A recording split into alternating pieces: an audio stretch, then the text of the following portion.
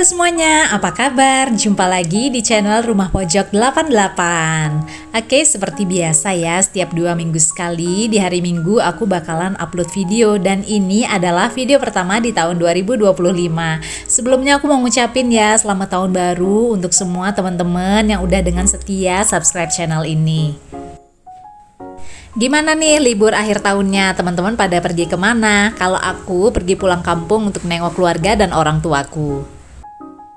Nah begitu aku balik ke Jogja ya teman-teman, setelah beberapa minggu aku mudik, aduh maunya tuh langsung istirahat, tapi yang namanya ibu-ibu nggak bisa ya, kita harus langsung beberes rumah. Kebayang dong ya, rumah 3 minggu nggak disapu, nggak dipel, bagaimana keadaannya. Jadi meskipun capek tetap harus langsung dibersihin. Belum lagi karena anak aku udah mulai sekolah dan harus bawa bekal makan siang. Jadi sehari setelah aku balik ke Jogja, aku harus langsung food prep, harus langsung ke pasar belanja mingguan. Jadi double-double deh capeknya. Terus apalagi cuaca juga lagi mendung, jadi cucian-cucian itu nggak bisa langsung kering. Ya begitulah teman-teman, pekerjaan ibu rumah tangga yang nggak ada hentinya ya. Tapi aku tetap berusaha untuk bikin video baru untuk teman-teman karena udah banyak juga yang nanyain lewat DM kok aku belum upload video baru. Jadi ya udah deh, ini aku upload video pertama di tahun ini. Mudah-mudahan kalian suka ya videonya. Ini aku lagi beberes kamar, ini aku lagi beberes kamar tidur utama ya teman-teman. Jadi aku di sini itu memang seneng pakai spray itu warnanya yang polos kayak gini supaya kesannya itu lebih minimalis, nggak rame. Jadi kalau mau tidur itu nggak pusing ngelihat terlalu banyak motif. Ini aku juga baru sadar ya lihat video ini, ternyata rambut aku udah agak kepanjangan. Jadi sepertinya aku harus pergi ke salon untuk potong rambut ya supaya nggak terlalu panjang. Oh ya, ini aku juga baru ganti spray. Jadi begitu aku datang dari mudik gitu ya, semua spray di 3 kamar tidur di rumah itu langsung aku ganti. Terus aku juga naruh bagus serap air ya teman-teman di setiap kamar supaya kalau kita tinggal dalam jangka waktu lama kan pintu dan jendelanya ketutup tuh. Nah si bagus serap air ini berfungsi untuk menyerap kelembapan yang ada di kamar, sehingga kalau pas kita datang nih kita buka pintu itu aromanya itu nggak lembab gitu loh teman-teman, dan nggak ada jamur di furnitur di dalam kamarnya. Ini dia teman-teman, maksud aku si bagus serap air ini aku videoin sebelum aku mudik ya. Jadi aku tinggal beli refillnya karena wadahnya aku udah punya. Nah refillnya tinggal dituang aja di box-boxnya seperti ini. Ini nanti setelah beberapa minggu butiran-butiran ini akan berubah menjadi air ya. Jadi butiran inilah yang berfungsi untuk menyerap kelembaban. Oke, seperti ini hasilnya setelah 3 minggu ya teman-teman. Jadi butiran-butiran tadi itu udah berubah menjadi cairan. Nah tinggal kita buka aja nih, tinggal sisa arangnya aja ya teman-teman. Butirannya tadi udah hampir habis. Jadi buat teman-teman yang mungkin sering bepergian dan rumah atau kamarnya itu cenderung lembab, wajib banget ya kalian untuk punya bagus si serap air ini karena emang ngebantu banget.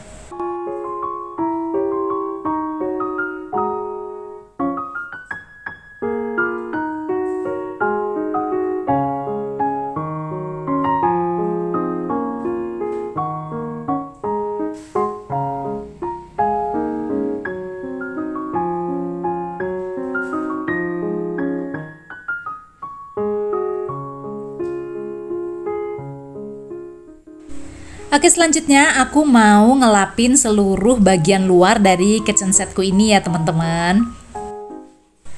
Ngelap-ngelap kayak gini biasanya aku lakuin setiap 2 minggu sekali. Nah terus kalau untuk bagian dalamnya biasanya itu sebulan sekali. Terus kalau untuk top table sama backsplash-nya itu setiap hari ya, malam sebelum aku tidur. Dengan rutin melakukan perawatan kayak gini, alhamdulillah ya kitchen setku ini meskipun udah 4 tahun lebih tapi masih terlihat dan berfungsi dengan baik. Jadi buat teman-teman yang mungkin baru punya dapur atau baru punya kitchen set baru, jangan di awal-awal aja tuh yang rajin dibersihin. Nah kalau bisa kalian bikin jadwal apa-apa aja yang memang harus dibersihkan setiap harinya, setiap minggu dan setiap bulannya. Untuk ukuran kitchen setku ini panjangnya 2,8 meter ya, dan lebarnya 60 cm.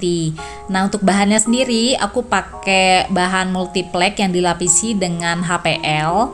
Terus untuk top table-nya aku pakai solid surface ya teman-teman, dan untuk backsplash-nya aku pakai kayak keramik satuan gitu yang ditempel-tempel motifnya bata.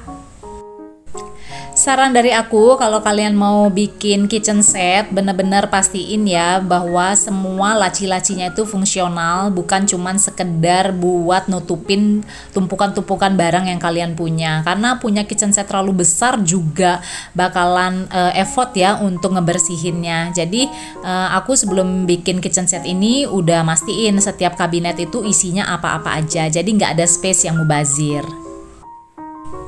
Kalau untuk ngebersihin kabinet kitchen set, aku selalu pakai yang namanya Pledge ya teman-teman. Kalian bisa beli di Indomaret atau Alfamart, banyak banget, karena memang cairan Pledge ini bisa ngebersihin noda yang membandel. Tapi kalau untuk kayak top table atau backsplash, itu aku pakai kayak Mr. Muscle atau pakai celing ya, karena kan permukaan meja dapur dan dindingnya itu cenderung sering kena cipratan minyak.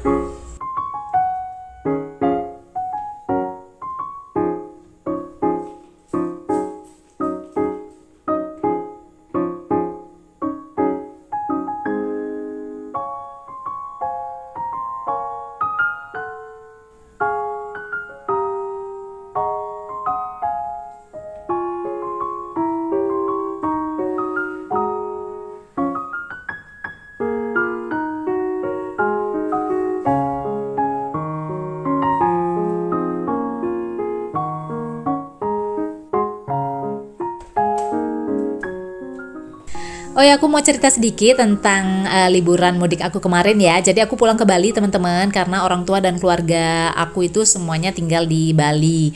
Dan kebetulan cuacanya bener-bener hampir setiap hari itu hujan. Jadi anak aku kan biasanya kalau pulang ke Bali itu pengennya main ke pantai terus setiap hari. Tapi selama 3 minggu itu baru bisa ke pantai itu hanya sekitar 5 kalian, karena lebih sering hujannya daripada panasnya. Dan aku tuh jadi kasihan gitu loh ya buat wisatawan yang mungkin udah jauh-jauh gitu ya, udah spend biaya yang gak sedikit juga untuk liburan ke Bali, tapi ternyata sampai Bali lebih banyak hujannya. Jadi mendingan buat teman-teman yang mungkin ada rencana untuk berlibur ke Bali, lebih baik di bulan setelah bulan Maret ya teman-teman, dan sebelum bulan September. Jadi itu cuaca juga lagi bagus-bagusnya. Terus untuk hotel juga nggak terlalu tinggi rate harganya dibandingkan dengan harga akhir tahun.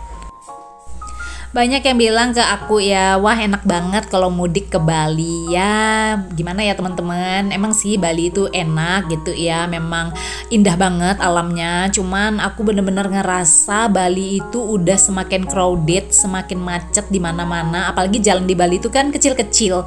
Jadi dengan banyaknya jumlah orang yang berlibur, banyak banget juga orang yang pindah ke Bali. Jadi suasana lalu lintasnya itu udah amat sangat crowded seperti Jakarta.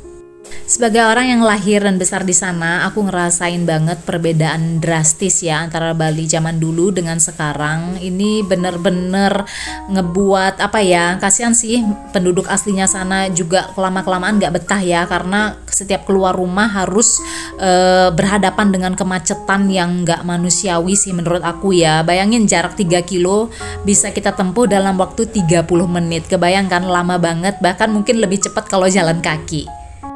Ya semoga aja segera ada solusinya ya teman-teman, sehingga wisatawan maupun penduduk asli sana bisa lebih bisa lebih happy gitu setiap keluar rumah, nggak stres karena kemacetan. Karena bener-bener ini 11-12 aja loh kondisinya sama kemacetan yang ada di Jakarta. Oh ya, balik lagi ke video ini, mungkin kalian jarang ya ngelihat aku nyapu rumah karena biasanya kan dikerjain sama robot vakum. Cuman sesekali dalam seminggu aku tetap nyapu manual kayak gini, karena yang namanya robot vakum ada beberapa sisi yang mungkin gak bisa dia jangkau ya. Jadi aku tetap harus sapu manual. Karena rumahku ini cukup panjang, jadi aku nyapunya tuh dibagi 2 tempat gitu teman-teman ya. Jadi sebagian aku arahin ke teras bagian depan, sebagian lagi aku arahin ke teras bagian belakang.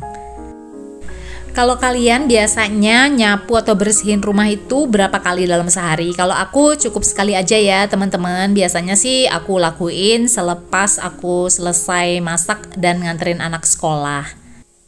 Sedangkan kalau untuk ngepel rumah biasanya aku seminggu cukup 2 kali aja.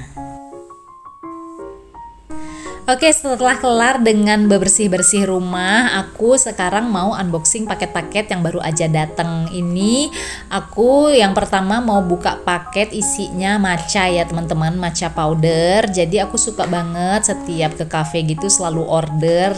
Terus aku mikir kenapa aku nggak beli aja ya, jadi aku bisa bikin sesuai selera aku. Ini aku beli matcha yang pure ya, bubuk matcha tanpa ada tambahan gula sama sekali. Kemudian ini aku mau buka paket yang kedua. Ini aku order kacang almond mentah, tapi aku kaget banget ternyata setelah aku buka isinya bukan almond melainkan melinjo. Jadi ini rencananya mau aku retur ya teman-teman. Aku juga ini baru kali pertama ada kejadian kayak gini dan ternyata bisa diretur ya, dan uang kita bakalan dikembaliin. Jadi rencananya habis ini aku tinggal isolasi lagi aja paketnya. Terus nanti ada pilihannya di Shopee supaya nanti paket ini dijemput kurir dan dikembalikan ke tokonya. Oke, ini paket berikutnya aku beli kayak pengaduk matcha gitu loh teman-teman. Ini yang bisa dicas dan alhamdulillah aku udah coba berfungsi dengan baik. Dan paket yang terakhir ini aku beli cairan Softland ya teman-teman. Jadi aku itu adalah pengguna Softland yang udah puluhan tahun, dan aku selalu stok cairan Softland ini karena ini yang benar-benar nyaman dipakai di mata dan nggak bikin mata aku iritasi ataupun kering.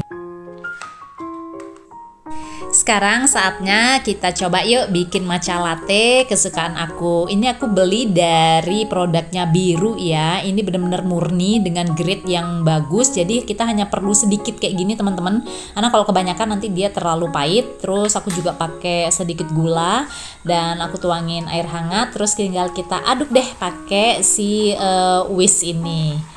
Ini kalau pakai untuk ngaduk kopi juga bisa ya teman-teman. Jadi hasilnya nanti bakalan agak kental kopinya. Oke, setelah ini tinggal aku tambahin beberapa es dan susu. Nah, rencananya tadi itu aku mau tambahin susu almond, cuman karena salah kirim ya udah aku pakai susu cair plain kayak gini.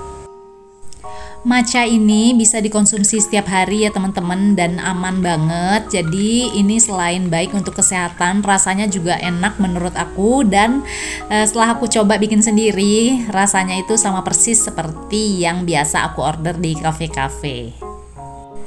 Oke, saatnya aku istirahat sejenak ya teman-teman. Setelah hari yang lumayan melelahkan ini, aku mau santai sambil baca buku.